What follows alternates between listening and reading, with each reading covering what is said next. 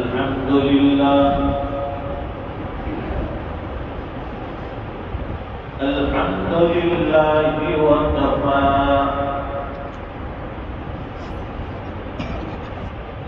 وسلام على عباده الذين اصطفى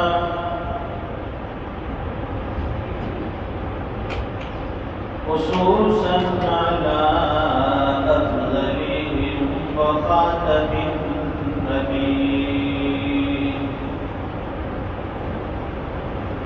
محمد الأمين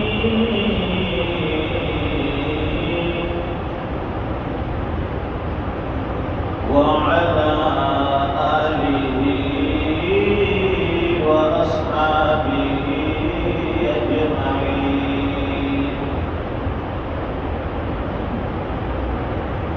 أما بعد فأعوذ بالله من الشيطان الرجيم. بسم الله الرحمن الرحيم. ثم لتسألن يومئذ عن النعيم. صدق الله العظيم. اللهم صل على سيدنا ومولانا محمد وعلى آل سيدنا محمد وبارك وسلم.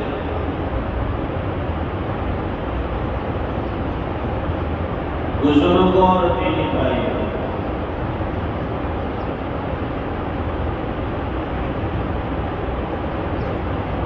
حق تعالی شانوں میں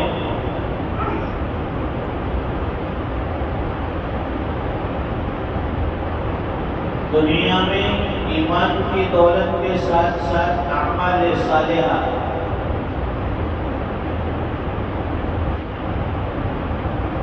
اور نیکیوں کا بھی حکم دیا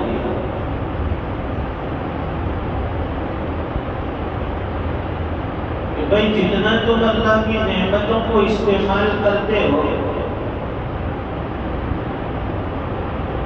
تو کم از کم اس پر اللہ کا شکر بھی ادا کرو. دی ہوئی نعمتوں کا استحضار بھی ہونا چاہیے. یہ دنیا کا بھی تقاضا ہے. اگر کوئی احسان کرتا ہے، اگر کوئی ہیلپ کر دیتا ہے، اگر کوئی ہماری مدد کرتا ہے تو ضروری یہ بنتا ہے کہ ہم اس آدمی کا شکریہ ادا کریں. اس نے جو ہم پر احسان کیا ہے اس کا شکریہ ادا کریں کہ بھائی آپ کا احسان ہے، آپ نے ہماری مدد فرمائی. کیوں؟ اس لیے کہ جب ہم اس کا شکریہ ادا کریں گے اس کا دل خوش ہوگا، اور اس نے جو ہم پر احسان کیا ہے اس کی وجہ سے اس بندے کے دل میں ہماری عظمت بڑھ جائے گی کہ بڑا اچھا انسان ہے، مدد ملنے کے اوپر شکریہ ادا کرتا ہے، احسان فراموش نہیں ہے. تو اب تعالی شانہ و اکرم الحاکمین ہے، بے شمار بندوں کو نعمتیں عطا فرماتا ہے. وہ پروردگار بھی یہی چاہتا ہے کہ میرے بندوں دی ہوئی نعمت پر شکریہ ادا کرو.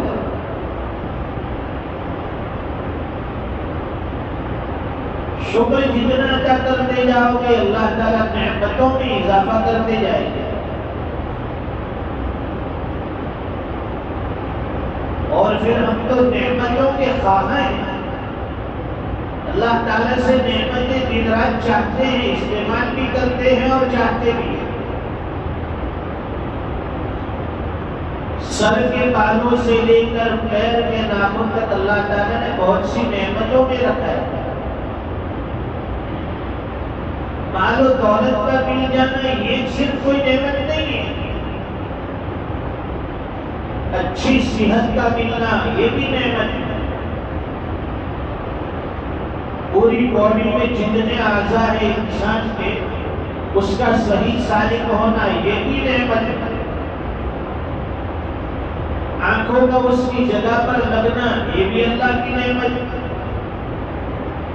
ورنہ دنیا میں کتنے بچے دیکھے ہوں گے، کوئی ایک آنکھ والا ہے، کوئی دائیں آنکھ والا ہے، کوئی اندھا ہے، پھر آنکھوں کے اندر بینائی کا ملنا یہ بھی اللہ کی نعمت ہے۔ آنکھیں تو دے دی لیکن اس میں روشنی نہیں ہے تو یہ آنکھیں بیکار۔ اللہ تعالیٰ نے خوبصورت کان عطا فرمائے اور پھر کانوں میں قوت سماعت سننے کی طاقت عطا فرمائی۔ اللہ تعالیٰ نے یہ زبان عطا فرمائی منہ میں اور پھر زبان کے اندر بولنے کی قوت عطا فرمائی۔ کان صرف مل گئے لیکن سننے کی طاقت نہیں ہے، آدمی بہرا ہے، کوئی کام نہیں۔ زبان تو ہے منہ میں لیکن بولنے کی صلاحیت نہیں، زبان کسی کام کی نہیں۔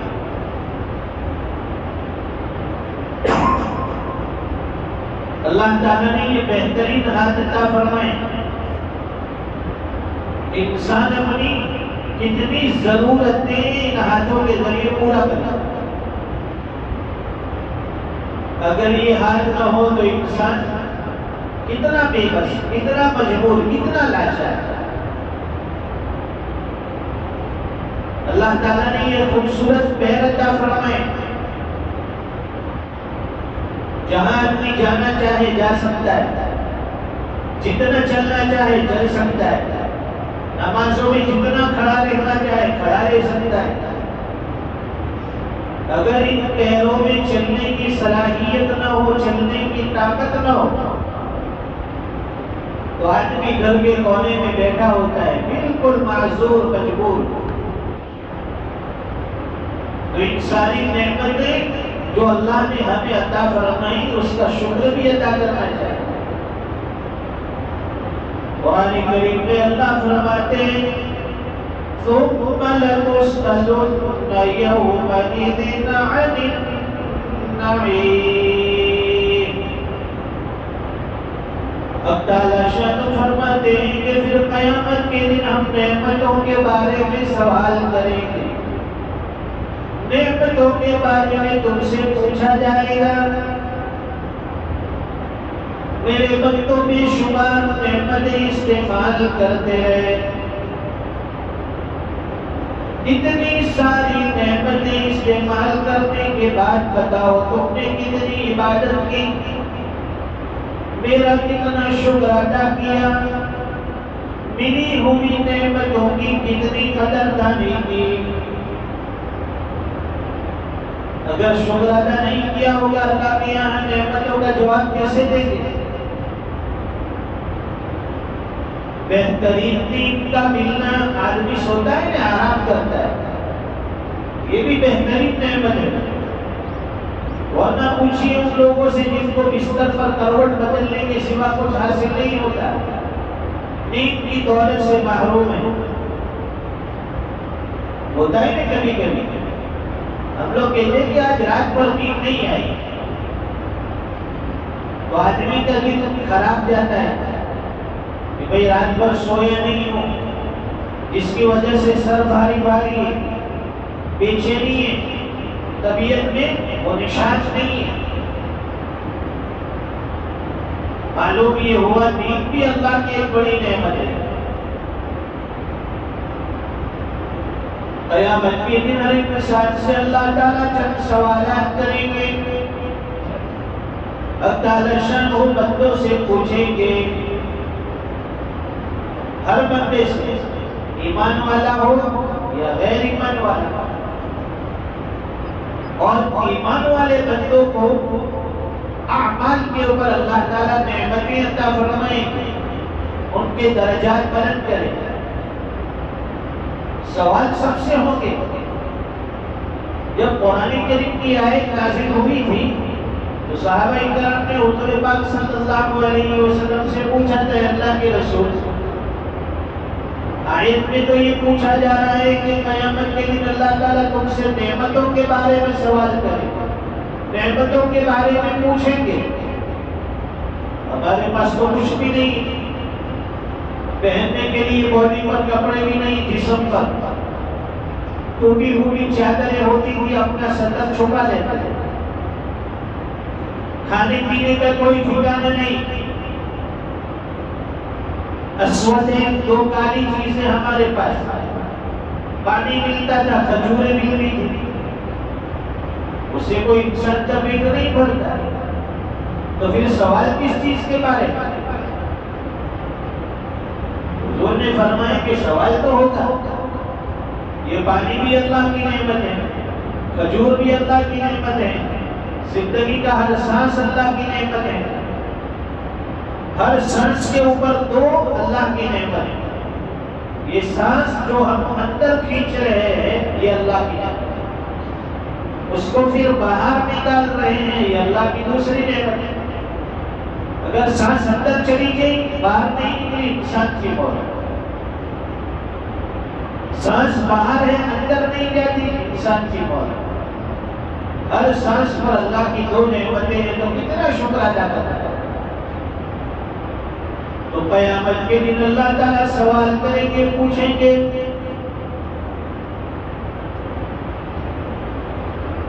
نمازوں کے بارے میں پوچھ، بھائی نمازیں لاؤ، نمازیں کہاں ہیں تمہاری؟ رمضان میں مسجد فل، پکے مسلمان، جگہ نہ ملنے پر جھگڑے ہو جاتے تھے رمضان میں. بھائی جماعت خانہ فل ہو گیا ہے، باہر پڑھ لو. نہیں نہیں نہیں، میں تو جماعت خانے میں ہی نماز پڑھوں گا. اس کے لیے آدمی جھگڑتا. رمضان کے بعد وہ نمازی کو ڈھونڈنا پڑتا ہے، کہاں گئے وہ جھگڑا کرنے والے، آ جاؤ، پوری مسجد خالی. کیا ہم صرف رمضان کے مسلمان تھے؟ کیا ہم صرف رمضان کے نمازی تھے؟ مسلمان کی تو یہ شان ہے کہ وہ کسی حال میں بھی نماز نہیں چھوڑتا. اس لیے شریعت نے نماز کو معاف نہیں کیا. کتنا بھی شدید بیمار ہو جائے نماز معاف نہیں ہے. ہاسپٹل میں بیڈ پر لیٹا ہوا ہے، نماز معاف نہیں ہے. ہوش و حواس اس کے باقی ہے، بیمار کتنا بھی ہے، نماز معاف نہیں. کھڑے ہو کر پڑھو، طاقت نہیں ہے، بیمار ہے، بیٹھ کر پڑھو. بیٹھنے کی بھی ہمت نہیں ہے، لیٹ کر پڑھو اشارے سے. اور یہ اچھے خاصے تندرست جوان، ایک طرف اذان ہوتی ہے، حی علی الصلاۃ حی علی الفلاح، اور نماز کی طرف آؤ، کامیابی کی طرف. مسجد خالی. جب اقامت ہوتی ہے، نماز شروع ہوتی ہے، دو چار مصلی، دو چار نمازیں. ارے بھائی نماز زندگی میں پہلی ہونی چاہیے. پہلا سوال تو اس کا ہونے والا ہے. روز محشر کے جان گزار قوت اور بڑی کوشش نماز قوت. قیامت کے دن سب سے پہلے نماز کا حساب ہوگا. لاؤ نماز والا رجسٹر لاؤ. مسجد کے پڑوس میں رہتا تھا، مسجد کے محلے میں رہتا تھا، مسجد کے قریب سے ہو کر گزرتا تھا، مسجد کی کوٹی پر، مسجد کے تخت پر بیٹھتا تھا، نماز کیوں نہیں لائے؟ کیا جواب دیں؟ اس لیے انسان کی نماز صحیح نکل گئی تو سمجھیے کہ اس کے مسائل آسان ہو گئے. اور پھر اب تعالیٰ شان و قیامت کے دن عمر کے بارے میں پوچھیں گے، زندگی کے بارے میں پوچھیں گے. بہترین زندگی ہم نے عطا فرمائی، عمر عزیز عطا فرمائی. کہاں گئی عمر پیاری گزر گئی؟ کیا کیا زندگی میں؟ 70 سال، 75 سال، 80 سال، اتنی پیاری عمر گزر گئی. وہ کہاں خرچ کی؟ عمر کا کہاں استعمال ہوا؟ شیخ سعدی فرماتے ہیں 40 سال عمر عزیزت گزشت، مزاج تو اذہان طفلی نگشت۔ اے پیارے بھائی، زندگی کے پیارے پیارے 40 سال تیری زندگی کے گزر گئے، تیری عمر عزیز گزر گئی، بتا کہاں خرچ کیے پیارے؟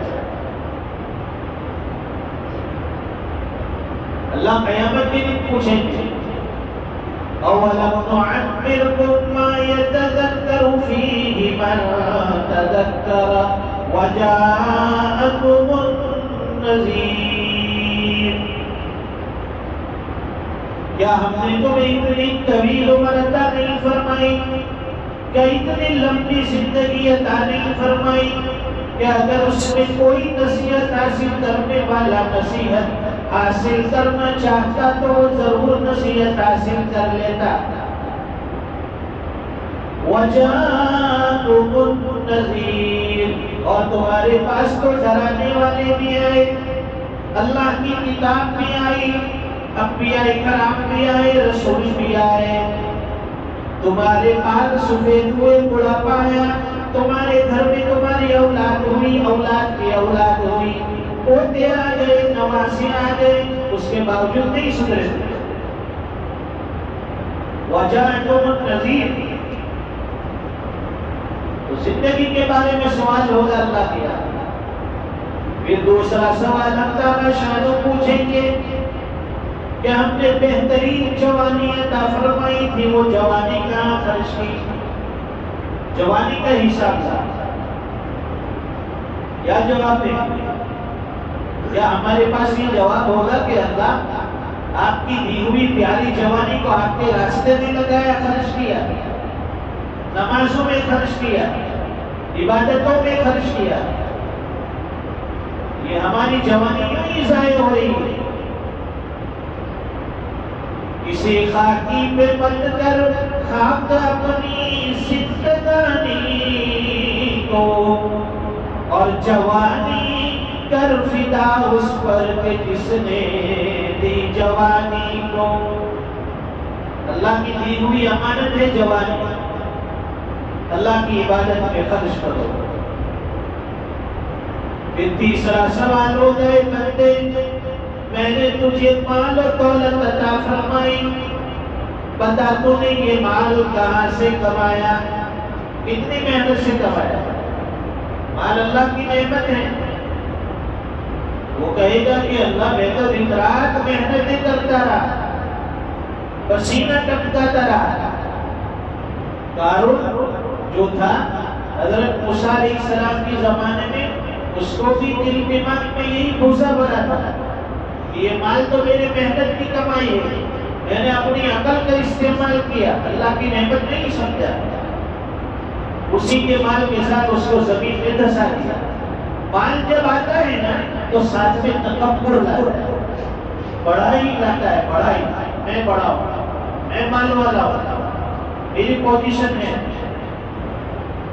تو مال کے ساتھ بڑائی آئی، تکبر آئے، سمجھئے کہ یہ مال انسان کے لیے وبال ہے، اور مال و دولت ہے لیکن انسان کے اندر عاجزی ہے، ابدیت ہے، اللہ کا شکر ادا کرتا ہے تو یہ اللہ کی نعمت ہے۔ پھر چوتھا سوال ہو گئے میرے بندے، یہ مال جو میں نے تجھے عطا فرمایا تھا، بتائیے تو نے کہاں خرچ کیا، کہاں لگایا؟ کیا اس کو کرکٹ کے گراؤنڈ میں خرچ کیا، فٹ بال کے میدان میں خرچ کیا، یا اس سے اپنی عیاشی میں لگایا؟